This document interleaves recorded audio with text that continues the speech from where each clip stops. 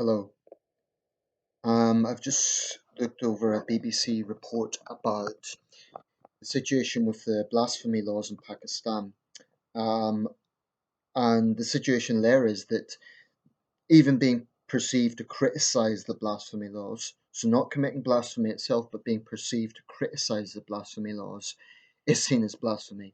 It reminds me a bit of the lèse majesté laws in Thailand, where, again, even being perceived to criticize the lèse majesté laws can be seen as lèse majesté, insult to majesty.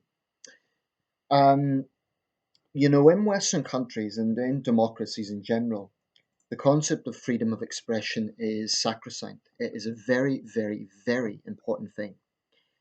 And there's a lot of debate over how this is defined, um, because we have the issue around hate speech, what is defined as hate speech, how we perceive, the difference between stirring up animosity towards people and freedom of expression.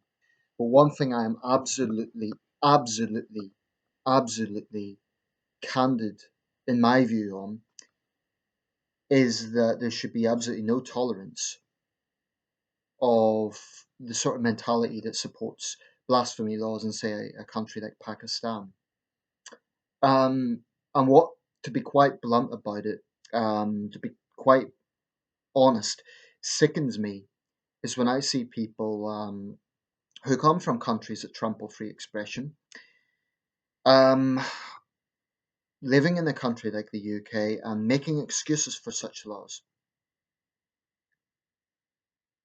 And this is not to say that our system is perfect, because there have actually been attempts by different governments to put through legislation that really does raise question marks regarding free expression. I mean, under the Blair administration, there was legislation that was being pushed supposedly to protect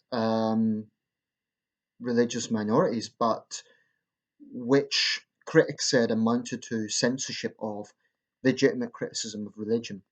I am absolutely adamant that there must be protection for criticism of religion now.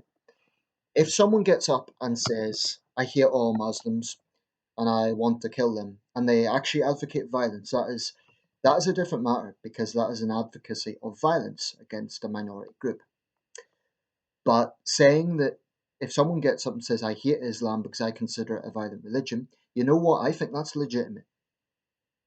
Now, you can argue whether it's accurate or not, but I think it's legitimate. And the reason this is so important, this directly relates to my previous video. The reason I think it is so important, we live in a world where people are murdered simply for having an opinion.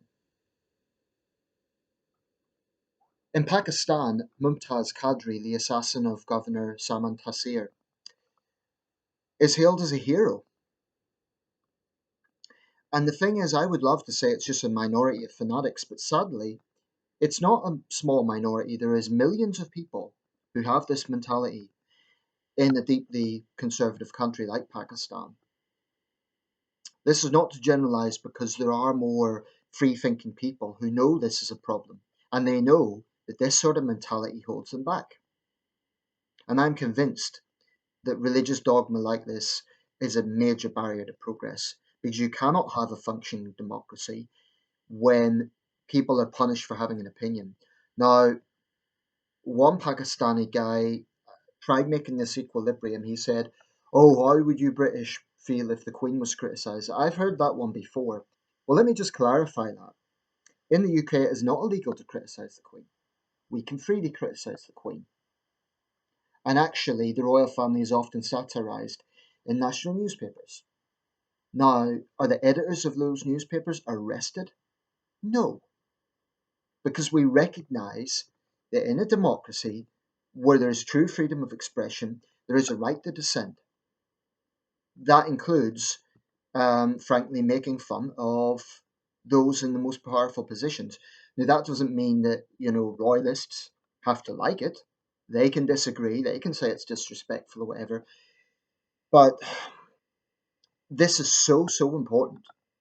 And I do firmly believe that when we look at, for example, immigration policies, we need to be very clear cut When we talk about British values, we need to be clear cut on issues like this.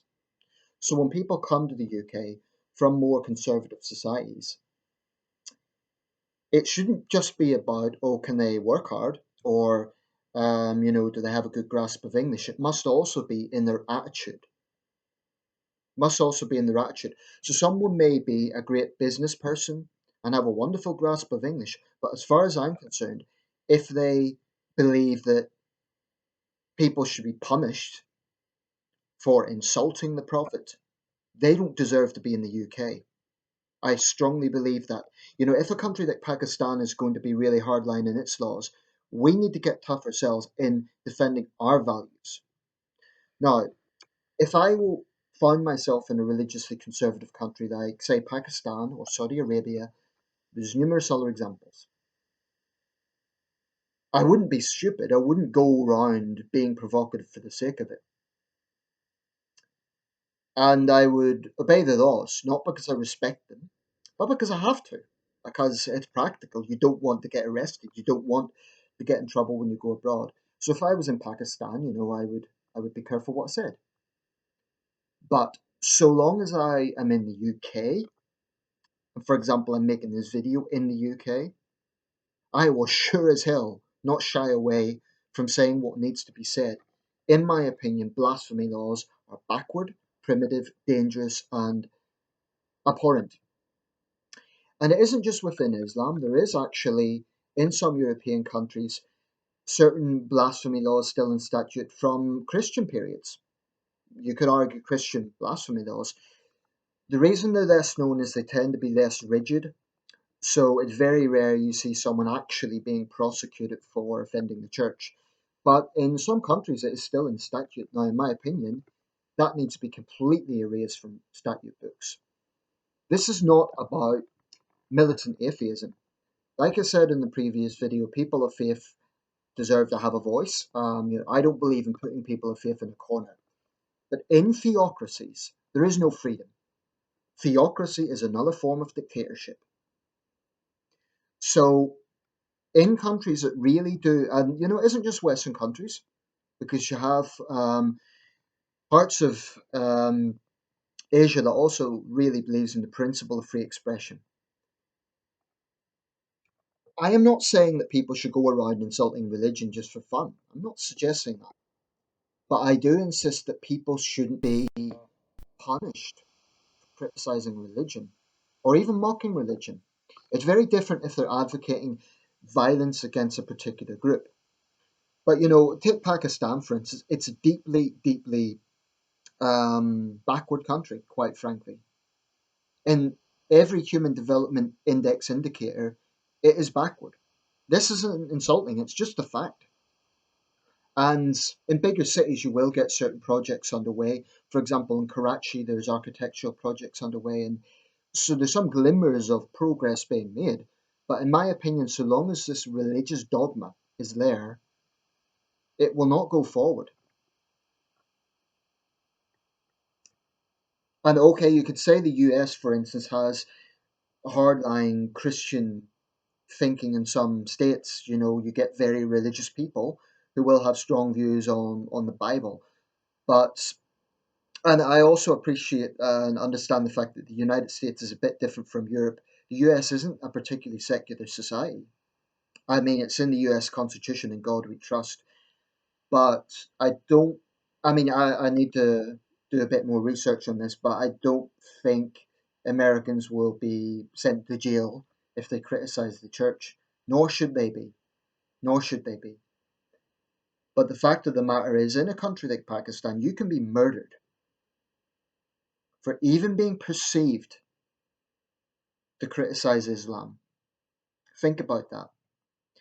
And what I find particularly disturbing, it would be easy to dismiss this as ignorance and uneducated people and so on. But some of the worst proponents of religious fanaticism, and I do consider this a form of religious fanaticism, are educated people. I've seen business people with university degrees say that they believe blasphemy laws are justified. That to me is, I'd say, scary actually. Because if we're talking about ignorant peasants, you could think, okay, they're not educated.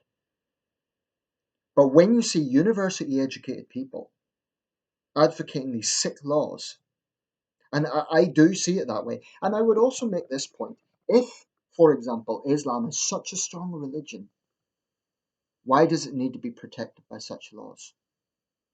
Is it so overly sensitive that you need laws to protect it from criticism? What are you scared of? Why not just counter the criticism?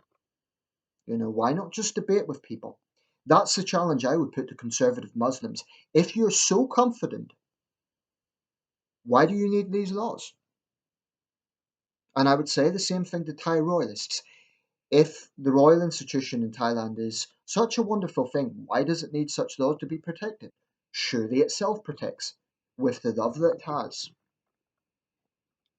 I am fully aware that saying these things is not, it puts me at some risk. Not in this country, but for example, if I was to travel to a country with hardline laws now, I would certainly not be making a video like this if I was in Pakistan or Thailand or Saudi Arabia. But I really do think it's a sickness of the human mind to think that it is okay to murder or to jail someone for years simply for having an opinion. I I can never accept that mentality. I think it is a sick, sick, sick mentality. I would say even it's a mental illness, but I don't want to get into the realm of then stigmatizing people with mental illness with this bullshit. It infuriates me, to be quite frank, because I know that there are people who are living in fear because they want to speak out and they can't, or they have spoken out and they're fearing a backlash. And it's disgusting. So, if we stand for something in this world, and by we I mean any society that has a basic concept of values such as free expression, if we stand for anything, we at the very least, even if we don't criticize those governments, and I believe we can say a lot more, but even if we don't do that, at the very least, we need to be far more rigid in our immigration policy. As far as I'm concerned, people who have this mentality don't deserve to be in the UK or any other country that believes in free expression.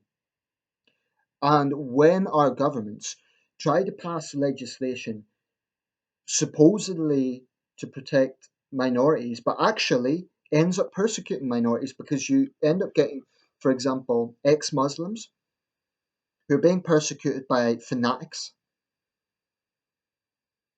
This happens. Not long ago, there was a sectarian murder in Glasgow. A Muslim man was murdered by another Muslim who had travelled 200 miles to murder that man. For what reason? Because he'd given his Christian neighbours a greeting.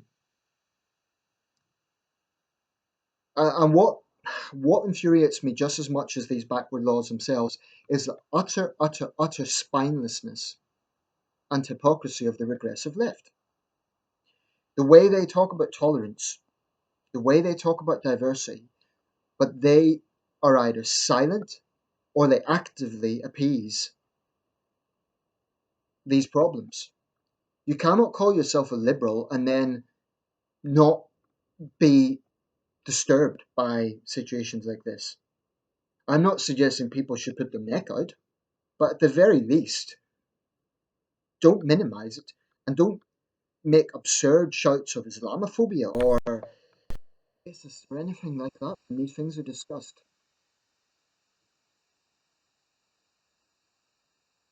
So, to clarify, I'm not suggesting people go around defending religion just for the sake of it, but I insist that given we do live in a world where people are murdered for having an opinion, that's an awful situation. It's tragic and it's unnecessary, but it is reality. So long as that prevails, you know, countries that believe in free expression may not have the power to change the situation elsewhere, but at the very least, they can. What they can do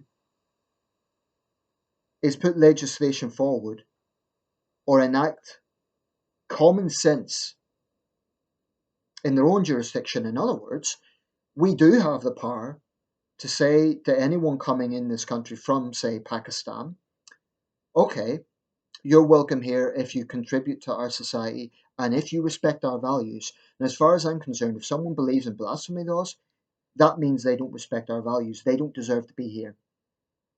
Just like a Briton in Pakistan who's accused of blasphemy laws, sure as hell, wouldn't let that go. They'd be put on trial. I believe this so strongly. You cannot claim to believe in democracy and freedom if you support something like blasphemy laws. You just can't. It's a contradiction. It's just a contradiction, and there's no way around that, really. This is not the same as being militant atheist. It's not the same as, talking about a sort of secularism whereby religious people are put into the corner. That's not what it's about. Rather, it is about protecting dissenters. And you can only do that by enabling a situation where people are not persecuted for having an opinion on organised religion. It's the only way.